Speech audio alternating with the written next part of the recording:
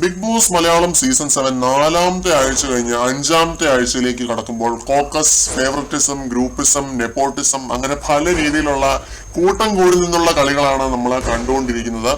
ഈ ഗ്രൂപ്പ് കൂടി നിന്ന് കളിക്കുക എന്ന് പറയുമ്പോൾ എപ്പോഴും ബിഗ് ബോസിൽ നെഗറ്റീവായിട്ട് ഔട്ട് വരുന്ന ഒരു സംഭവമല്ല. അത് തന്നെ ഒരു ഭൂരിഭാഗം പ്രേക്ഷകരുടെ വലിയൊരു തെറ്റിദ്ധാരണയാണ്. നിങ്ങൾ ഓർക്കുന്നുണ്ടാവും സീസൺ 5 നമ്മുടെ അഖിൽമാരാറിന്റെ ആ ഒരു ഗ്രൂപ്പ് വളരെ പോസിറ്റീവായിട്ട് പ്രേക്ഷകർ എടുത്ത ഒരു ഗ്രൂപ്പായിരുന്നു. കാരണം എന്താണ്, അവർ കൂട്ടം കൂടി നിന്ന് ഒരാളെയും ടാർഗറ്റ് ചെയ്ത് പുറത്താക്കണം എന്ന് പറഞ്ഞ് പ്ലാൻ ചെയ്യുകയോ അല്ലെങ്കിൽ നോമിനേഷൻ ചർച്ച ചെയ്യുകയോ അല്ലെങ്കിൽ ഈ പറയുന്ന പോലെ ഒരാളുടെ കുറ്റം മാത്രം ഇരുന്ന് ഇങ്ങനെ പറയുകയോ ഒന്നും ചെയ്തിട്ടില്ല. അതുകൊണ്ട് തന്നെ ഒരു വലിയ വിഭാഗം പ്രേക്ഷകർക്കും ആ ഗ്രൂപ്പിനോട് താല്പര്യമായിരുന്നു. നമ്മുടെ പഴയ വീഡിയോസ് ഒക്കെ എടുത്ത് നോക്കിയാൽ കാണും, നമുക്കും ഒരു താല്പര്യമായിരുന്നു. ഗ്രൂപ്പിനെതിരെ കളിക്കുന്നവര് നെഗറ്റീവായി പോവുകയും ചെയ്തു ആ സീസണിൽ. ഞാൻ പറയാൻ ഉദ്ദേശിക്കുന്നത് എന്താണെന്ന് വെച്ച് കഴിഞ്ഞാൽ നെഗറ്റീവ് ഗെയിമും ഗ്രൂപ്പിസവും ഒരിക്കലും ഒത്തുപോകത്തില്ല. വില്ലൻ എന്നൊരു ടാഗ് ലൈൻ കിട്ടുമെന്ന സാരം, വില്ലൻ എന്നുള്ളൊരു ടാഗ് ലൈൻ കിട്ടുമെന്നല്ലാതെ അതുകൊണ്ടൊന്നും ഒരു പ്രയോജനവും ഇല്ല.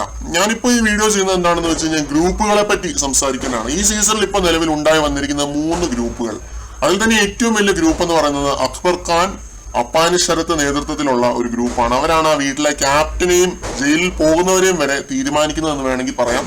അക്ബർ, അപ്പാനി ശരത്ത്, ആര്യൻ, ജിസേൽ, ബിന്നി, റന ഫാത്തിമ, നെവിനും ഇവരോട് ചായവുണ്ട് കേട്ടോ. ഇന്ന് വന്നപ്പോൾ മുതൽ ചായവുണ്ട്. ഈ 6 പേരാണ് ആ വീട്ടിലെ ഏറ്റവും വലിയ ഗ്രൂപ്പ്. ബുള്ളി ഗ്യാങ് എന്നൊക്കെ വേണമെങ്കിൽ വിളിക്കാൻ പറ്റുന്ന ഒരു ഗ്രൂപ്പാണ്. കാരണം ഈ ഗ്രൂപ്പിലുള്ള എല്ലാവരുടെയും ഗെയിം പുറത്ത് നല്ല നെഗറ്റീവ് ആയിട്ടാണ് പോയിക്കൊണ്ടിരിക്കുന്നത്, ബിന്നിയുടെ ഒഴികെ.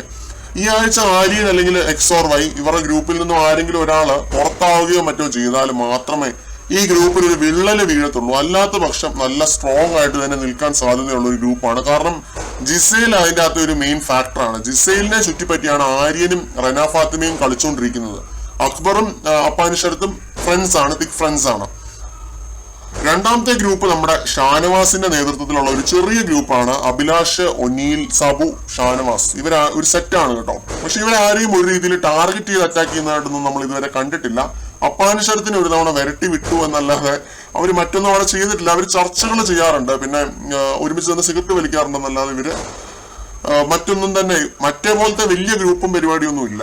മൂന്നാമതായിട്ടുള്ളത് നമ്മുടെ അനുമോളുടെ നേതൃത്വത്തിലുള്ള തായ്ലൻഡ് ഗേൾസ് ഗ്രൂപ്പ് എന്ന് അവര് സ്വയം പേരിട്ട് വിളിക്കുന്ന ഒരു ഗ്രൂപ്പാണ്.